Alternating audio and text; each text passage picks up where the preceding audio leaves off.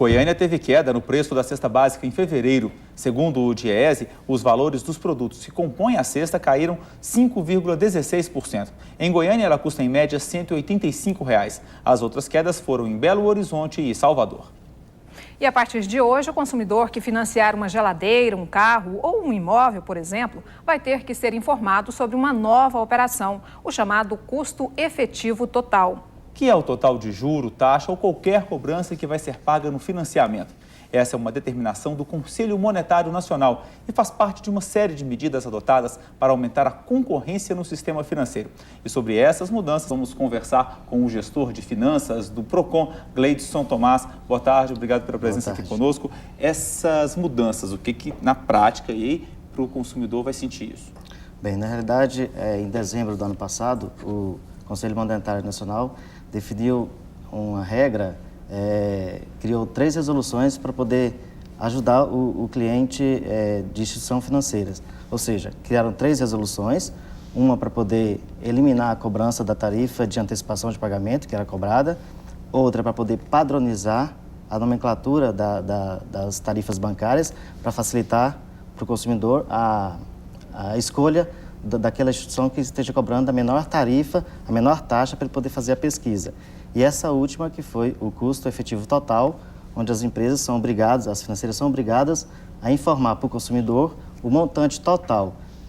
Além da taxa de juro efetiva, ela é obrigada a despesas, tarifas ou qualquer outra, inclusive despesas que sejam captadas com outras empresas e que vai ser financiada e repassada para o consumidor, ele é obrigado. Ou seja, o consumidor vai ter a oportunidade de escolher aquela instituição financeira que esteja realmente não só oferecendo uma tarifa menor, mas também um montante, o custo efetivo total menor para ele. Até hoje o consumidor, na verdade, ele de certa forma era ludibriado porque ele não sabia, ele imaginava a financeira se oferecesse, por exemplo, 1,5%, ele achava que estaria pagando só esse 1,5%, na verdade pagava mais. Exatamente.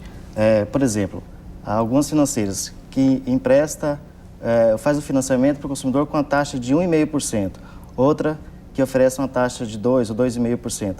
Muitas das vezes, essa que está oferecendo uma taxa de 2,5%, compensa mais do que aquela que está oferecendo a taxa de 1,5%, justamente por causa dessas despesas que não é consumidor e que, na realidade, está embutida no valor final do produto, do financiamento, mas que não é repassado para o consumidor. Então, quando ele for fazer um cálculo, o consumidor agora, ele for fazer um cálculo de um financiamento, por exemplo, R$10.000 numa financeira, vai constar para ele quais as informações que ele tem que observar, que tem que constar nesse levantamento que ele está fazendo na financeira? Certo. Primeiro, a taxa de juros efetiva deve ser informada.